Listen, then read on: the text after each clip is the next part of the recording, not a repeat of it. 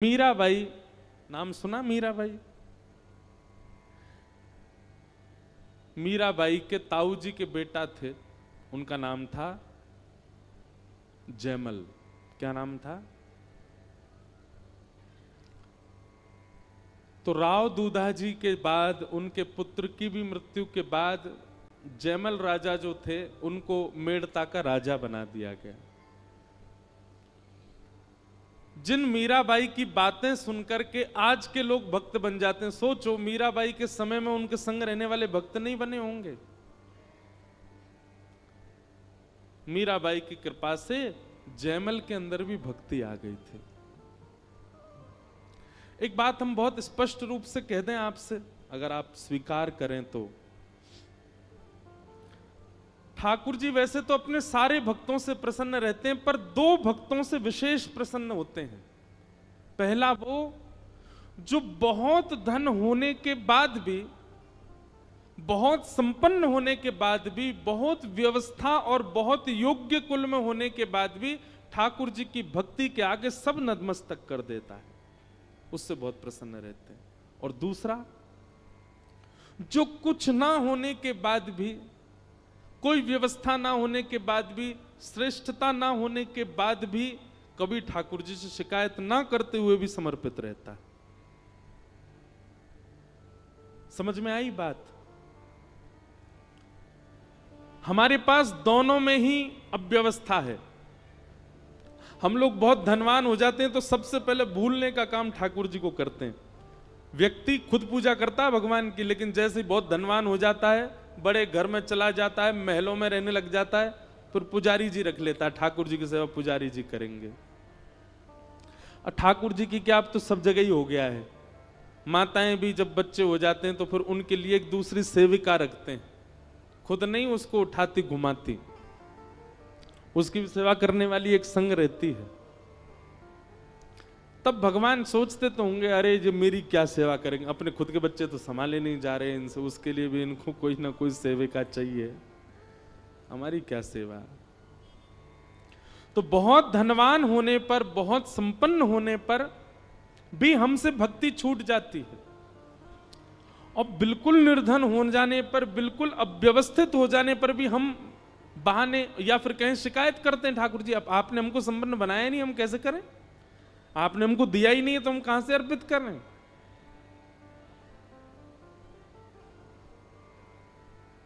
लेकिन इन दोनों स्थितियों में भी जो ठाकुर जी को विस्मृत नहीं करता, समर्पित रहता, ठाकुर जी उससे बड़े प्रसन्न रहते हैं। मीराबाई के प्रति प्रसन्नता का कारण ही इसीलिए था ठाकुर जी का, वो तो एक पूर्व जन्म की कथा आदि सब मिश्रित है, पर फिर भी मीराबाई के पास सारी व्यवस्थाएं थी, उसके बाद भी मीराबाई ने भक्ति को चुना। और उन्हीं मीराबाई की कृपा दृष्टि से वह गुण आया उनके भाई जयमल के अंदर। उनके ताऊ जी के बेटा थे जयमल, मीराबाई को अपनी गुरु स्वरूप में देखते थे। आज सुबह जयमल जी का चरित्र पढ़ रहा था मैं, तो श्री जयमल जी के चरित्र में आता है कि जब जयमल राजा बन गए मेड़ता के, तो उन्होंने एक नियम बनाया। बोले क्या? वो 4 घंटे बैठ करके ठाकुर जी की सेवा करते थे और नाम स्मरण करते थे नेत्र बंद करके। और उन 4 घंटों का नियम था कि चाहे आक्रमण हो जाए, चाहे ब्रह्मा जी आ जाए, चाहे दुनिया का कोई व्यक्ति आ जाए, इन 4 घंटों के बीच में यदि किसी ने भी जाकर के जयमल को छेड़ा या जयमल को उठाने का प्रयास किया, उसको मृत्यु दंड मिलेगी। ठाकुर जी की सेवा के बीच में कोई जयमल को छेड़ता नहीं था। पूरे राज्य को पता था, इतने बजे से लेकर के इतने बजे तक, इस काल से इस काल तक हमारे राजा जो हैं वो सेवा में रहते हैं ठाकुर जी की में। चाहे दुनिया इधर उधर हो जाए, जयमल की भक्ति नहीं इधर उधर होती थी। ऐसा कठोर नियम उन्होंने बना लिया। इसके 2 कारण थे। पहला कारण यह था कि जयमल अपने नियम के प्रति बड़े सजग थे, और दूसरा कारण यह कि इस नियम की वजह से ना जाने राज्य के कितने लोगों के अंदर यह भाव आया, जब हमारा राजा 4 घंटा बैठ के भजन करता है, के अंदर यह भाव आया, जब हमारा राजा 4 घंटा बैठ के भजन करता है, हम भी 4 मिनट कर लिया करें। 4 घंटा वो ठाकुर जी को समय देते हैं अपने पूरे जीवन को, इतने संपन्न होने के बाद भी हम 4 मिनट नहीं दे सकते। तो जयमल की देखा देखी राज्य में कई लोगों ने नियम बना लिया, किसी का 1 घंटे का, किसी का 2 घंटे का। यह भी एक तीसरा लक्षण है कि आपके नियम को देख करके, आपके भाव को देख करके किसी के मन में भाव उत्पन्न हो कि मैं भी सेवा किया करूं, तो भी ठाकुर जी प्रसन्न होते हैं। एक बार की बात है कि जयमल के पड़ोसी राज्य के एक राजा, वो जयमल से बहुत द्वेष मानते थे। उन्होंने बहुत बार प्रयास किया जयमल जी के ऊपर आक्रमण करने का, पर जयमल बड़े योद्धा थे, बड़े वीर थे, नहीं कर पाए। तभी उनको किसी ने जाकर के बताया, बोले जयमल राजा का एक नियम बताया आपको? बोले क्या?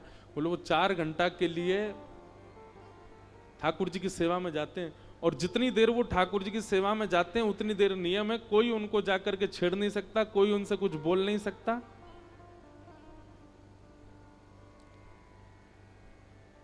अगर हम लोग उस काल में चढ़ाई कर दें मेड़ता पर, तो हम विजय प्राप्त कर सकते हैं, क्योंकि सेना भी बिना राजा की आज्ञा के तो आक्रमण करेगी नहीं। तो हम लोग पूरे मेड़ता को घेर करके चढ़ाई कर देंगे। तो पड़ोसी राजा ने कहा ये उचित समय है, और उन्होंने अर्धरात्रि में ही पूरी सेना इकट्ठी करके मेड़ता पर चढ़ाई कर दी। और मेड़ता ठीक उस समय पहुंचे जिस समय जयमल अपने भजन में बैठ गए थे, और सामान्य सेना नहीं थी। वर्णन आता है, बोले इतनी सेना लेकर के गए, इतनी सेना लेकर के गए कि पूरा मेड़ता चारों ओर से घेर लिया। इतने मेड़ता में जन नहीं रहते थे जितनी सेना ने आकर के मेड़ता को घेरा। मेड़ता को घेर लिया और बस आक्रमण करने ही वाले थे, चढ़ाई करने ही वाले थे, कब्जा करने ही वाले थे।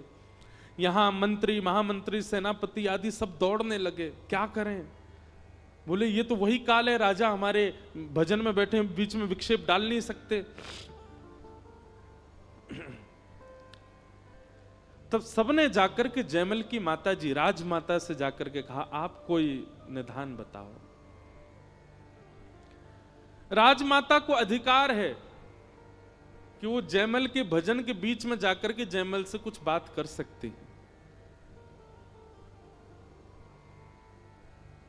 राजमाता ने कहा, रुको मैं जाकर के बात करती हूं।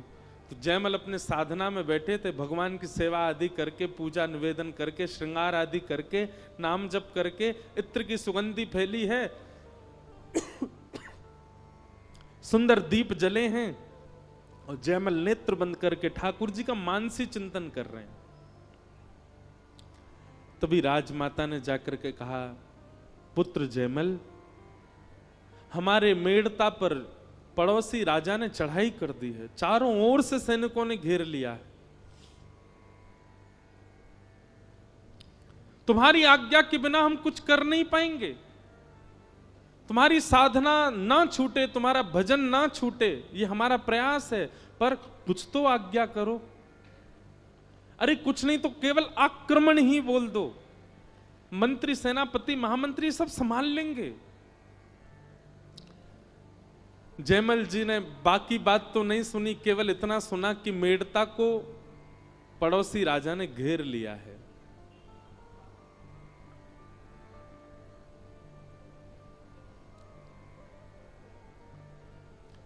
जैसे ही राजमाता की बात सुनी तो जयमल के मुख से अपने आप शब्द उत्पन्न हुआ, हरि जाने सब जनन की पीर।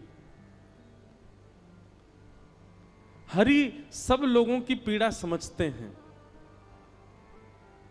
और हरि हमारे रक्षक हैं, तो हरि ही रक्षा करेंगे। मानो उन्होंने राजमाता को कह दिया, आप चिंता मत करो, ठाकुर जी सब मंगल करेंगे, ठाकुर जी सब सुरक्षा कर देंगे। और जयमल अपने दोबारा भजन में ही बैठ गए। ठाकुर जी के नाम को, ठाकुर जी की सेवा को, ठाकुर जी के भजन को इतना ज्यादा श्रेय प्रदान कर दिया जयमल जी ने कि हृदय में बैठे हुए ठाकुर जी से सहन नहीं हुआ। बोले कि ये अपने राज्य को दांव पर लगाने को तैयार है, एक क्षण नहीं लगेगा, पूरे राज्य पर कब्जा हो जाएगा, पर ये मेरा भजन नहीं छोड़ रहा, मेरी भक्ति नहीं। मैं प्रसन्न हूं जयमल की इस भक्ति से, इस भाव से, इस नियम से मैं अत्यंत प्रसन्न हूं। और जब जयमल ने कहा है तो फिर रक्षा मैं ही करूंगा। और इतने में ही श्याम वर्ण के प्रभु श्री राम पीली पीतांबरी पहने, गले में सुंदर वैजंती माला पहनी है, सुंदर कुछ आभूषण पहने हैं, सिर पर मुकुट पहना है, एक राज योद्धा की तरह कवच धारण करके, अपने कंधे पर धनुष लेकर के, बाण सजा करके तुरंत गए और जाकर के जयमल के ही अश्व को, जयमल के ही घोड़े को, जिस घोड़े पर बैठ करके जयमल युद्ध करने जाता था, उस घोड़े पर प्रभु श्री राम जाकर के बैठ गए और ना जाने कैसे राजभवन के ऊपर छत पर ले जाकर के उस घोड़े को खड़ा कर दिया। चारों ओर दृष्टि घुमा करके प्रभु श्री राम ने देखा और ऊपर छत से ही कूद पड़े रणभूमि में। उनकी छटा देख करके, नैनों के कटाक्ष देख करके, उनके आव भाव देख करके, जितनी सेना लेकर के पड़ोसी देश का राजा आया था, वो सेना, प्रभु श्री राम ने एक भी बाण नहीं चलाया, केवल घोड़े पर बैठ करके छत से नीचे कूद गए। उनकी छटा देख करके, उनका रूप देख करके, उनका यौवन देख करके, उनके अंग की सुगंधी से जितनी सेना आई थी सारी सेना मूर्छित होने लगी। और देखते ही देखते पूरी सेना मूर्छित होकर के जैसे मानो सुसुप्ति अवस्था में पड़ गई हो, अपने अस्त्र शस्त्र छोड़ करके सब लेट गए। और पूरी सेना को क्षण भर में समाप्त करके, इस प्रकार सुला करके प्रभु श्री राम ने रणभूमि से वापस आकर के घोड़ा छोड़ दिया और अपने मंदिर में जाकर के व्यवस्थित हो गए। यहां 4 घंटे पूर्ण हुए जयमल के, और 4 घंटे पूर्ण होते ही प्रभु को प्रणाम किया, तुरंत उसने आज्ञा कर दी, तैयारी करो, रणभूमि पर जाना है, सेना तैयार करो। आज्ञा होते ही मंत्री, महामंत्री, सेनापति सब दौड़ने लगे, पूरी सेना इकट्ठी होने लगी। जयमल ने जाकर के कवच आदि पहने, मुकुट पहना, हाथ में अपने वज्र आदि जो भी रखता था सब लिए। मेरा घोड़ा लेकर के आओ। जैसे ही घोड़ा लेकर के आए तो घोड़े में से ऐसी अद्भुत सुगंधी आ रही थी जिसको लेकर के एक बार को जयमल के भी नेत्र बंद हो गए। जयमल देख करके घोड़े की स्थिति पहचान गए कि इसके खुरों में मिट्टी लगी हुई है, इसकी सांस बहुत तेज चल रही है, ऐसा लग रहा है मानो ये दौड़ करके आया है। थोड़ी देर तो कुछ अनुभूति सी हुई, उसके बाद जयमल ने कहा विलंब नहीं करना है, चढ़ाई हो जाएगी, दूसरा घोड़ा लेकर के आओ। और जैसे दूसरे घोड़े पर बैठ करके सेना लेकर के राज दरबार का मुख प्रमुख सिंह द्वार जैसे ही खुला, बाहर निकल करके जयमल अपनी सेना के साथ आया तो क्या देखता है, असंख्य सेना है पर सारी सेना सोई हुई है, सब पड़े हुए हैं, सबके अस्त्र शस्त्र गिरे हुए। जयमल ने कहा ये कोई षड्यंत्र है या ये मैं कैसा दृश्य देख रहा हूं, ये सब लड़ क्यों नहीं रहे, युद्ध क्यों नहीं कर रहे मेरे साथ। अपने सैनिकों के कहा जाके देखो इनको। सैनिकों ने जाके देखा, बोले घायल नहीं है महाराज जी, इनको एक भी बाण नहीं लगा, एक भी तलवार नहीं लगी है, सबकी श्वास चल रही है, जीवित हैं, पर पता नहीं सुसुप्ति अवस्था में है। जयमल ने कहा वो राजा कहां है जो चढ़ाई करने आया था, अपने रथ में वो भी सुसुप्ति अवस्था में पड़ा था। जयमल दौड़ करके उसके पास गए, उसके ऊपर पानी का छिड़काव किया, वो होश में आया। जयमल ने पूछा ये सब तुमने क्या किया, अपनी सेना लेकर के आए, चढ़ाई नहीं की तुमने, और उसके बाद अब युद्ध में ये सब सो क्यों रहे हो, क्या कर रहे हो। वो राजा जैसे ही होश में आया, होश में आते ही जयमल का हाथ पकड़ लिया, बोले भगवान मैं आपके पांव पड़ता हूं, मैं आपके आगे हाथ जोड़ता हूं, जीवन में कभी आपसे शत्रुता मोल नहीं लूंगा, अपनी सेना लेकर के वापस चला जाऊंगा, अपना मुकुट उतार करके आपके चरणों में रखता हूं, केवल मेरी एक कामना पूरी कर दो। जयमल जी बोले बताओ क्या कामना है। बोले जिस एक सैनिक को तुमने बाहर भेजा था उस सैनिक का दर्शन करा दो। जयमल अपने मंत्री, महामंत्री, सेनापति से किसको भेजा था बाहर। बोले महाराज हम आपकी आज्ञा के बिना एक पत्ता नहीं हिला सकते, हमने किसी को नहीं भेजा। किसको देखा तुमने? कौन था वो? बोले श्वेत अश्व, घनघोर उसका आकर्षण रूपी स्वरूप उस अश्व का, उसके ऊपर नील वर्ण का वो योद्धा कवच पहन करके, हाथ में धनुष बाण लेकर के, तुम्हारी छत से ही अश्व कूदा दिया उसने। हम तो वही देख करके हैरान रह गए, इतनी ऊंचाई से अश्व से कैसे कूद सकता है कोई? उसने किसी को नहीं मारा, वो केवल एक बार हम सबके आगे से घूम के चला गया। उसके तिरछे चितवन, उसके कटाक्ष नयन, उसकी मधुर मुस्कान, उसकी अति सुंदर नासिका, उसके कानों के कुंडल, उसके घुंघराले केश, उसका यौवन ही ऐसा था कि उसको देख करके हम सब अचेत हो गए।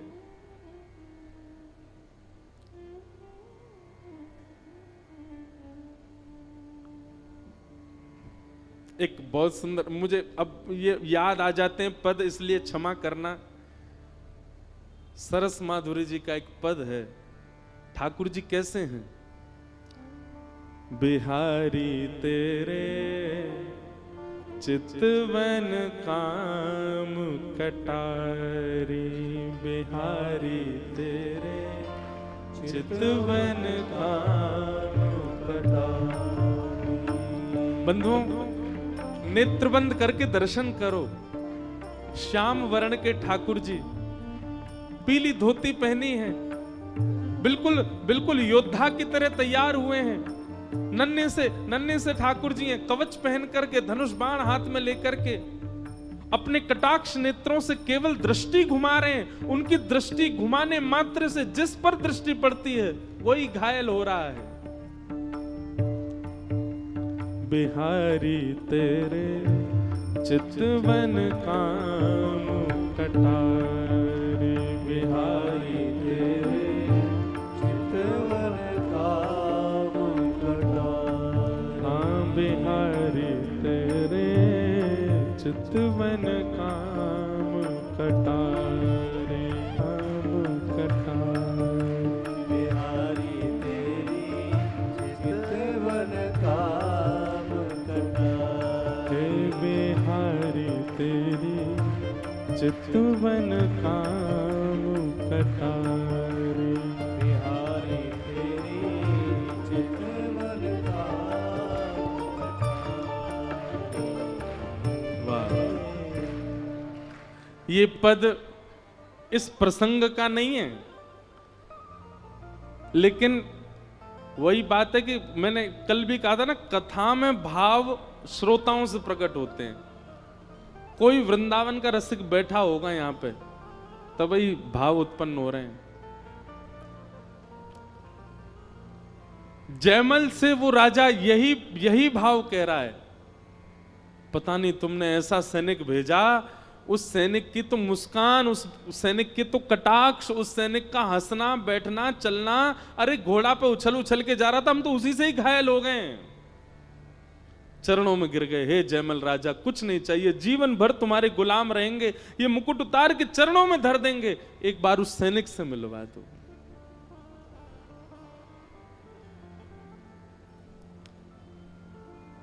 जयमल के नेत्र सजल हो गए और वो कड़ी से कड़ी जोड़ने लगा।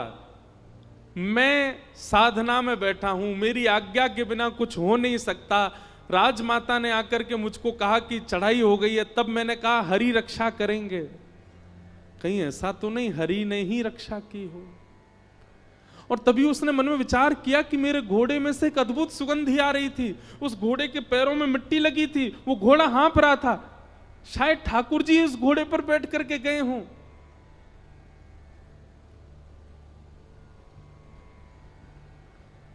जयमल तो बेचैन सा हो गया, उल्टा चरणों में गिरने लगा उस राजा के और सब सैनिकों के हाथ जोड़ने लगा, पैर पूजने लगा। बोले ले जाओ मेड़ता को, अपना लो, स्वीकार कर लो, ये आपका है नाथ। वो राजा बोले ऐसा क्यों कह रहे हैं आप? बोले अरे भगवान, वो कोई सैनिक नहीं आया था, वो कोई सामान्य व्यक्ति नहीं था, साक्षात जगत नियंता जगदाधार त्रिलोकीनाथ प्रभु श्री राम ही आए थे। मैं तो भजन करता हूं 4 घंटे, मैं तो साधना करता हूं, पर कभी प्रत्यक्ष नहीं देख पाया धन्य हैं आप लोग जो आपने उनका प्रत्यक्ष दर्शन किया।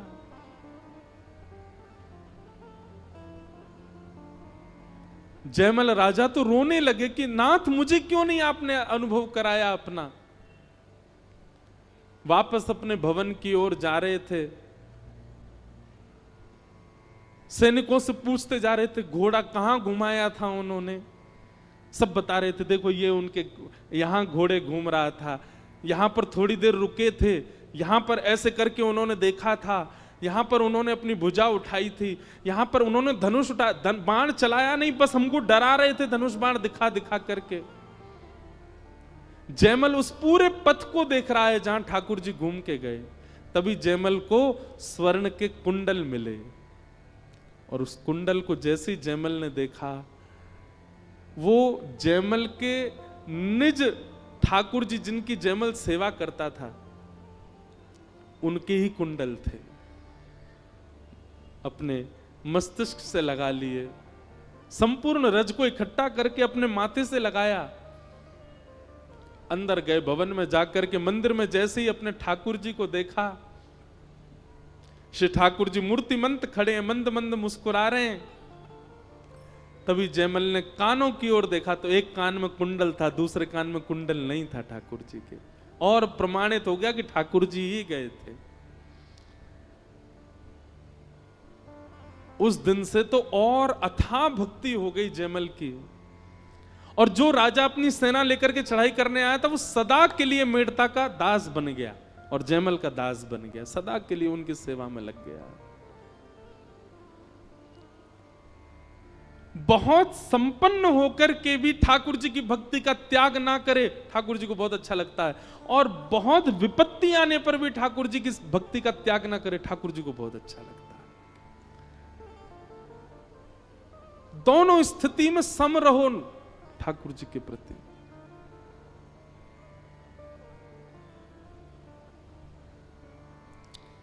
फिर एक कथा और आती है जयमल राजा की कि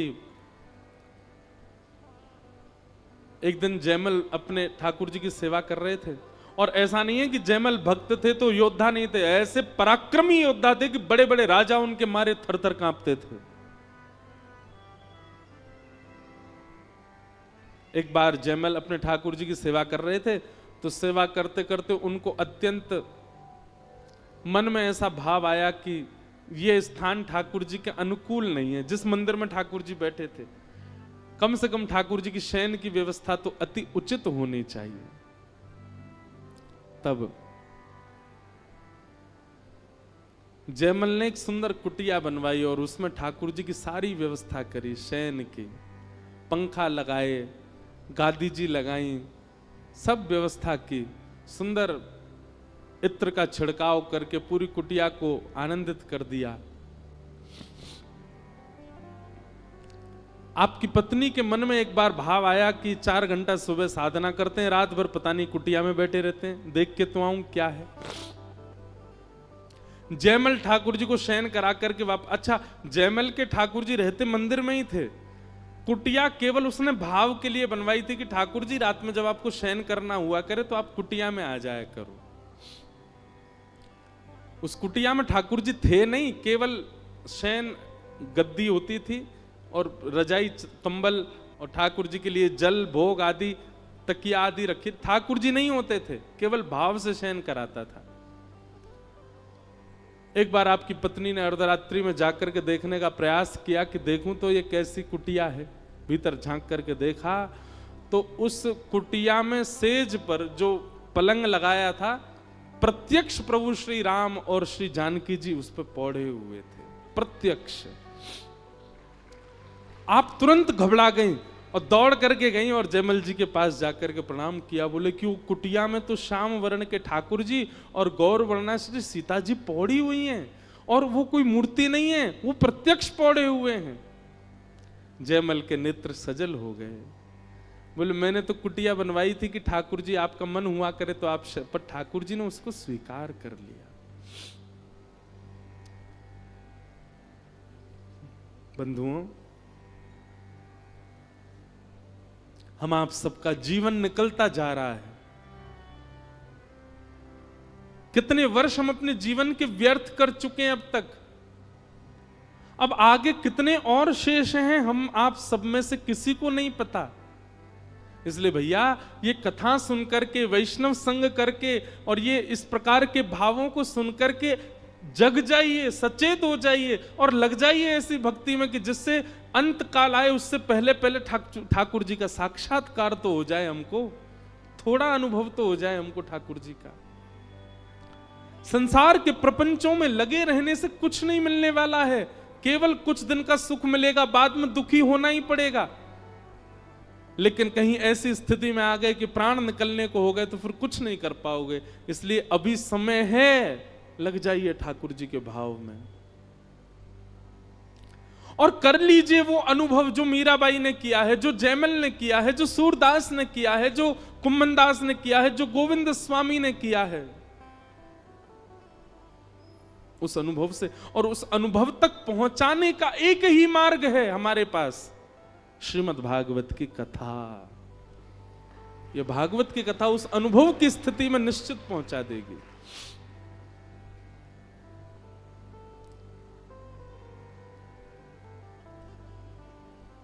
श्रीमद् भागवत के द्वितीय श्लोक में विषय, अधिकारी, संबंध और प्रयोजन 4 बातें बताई।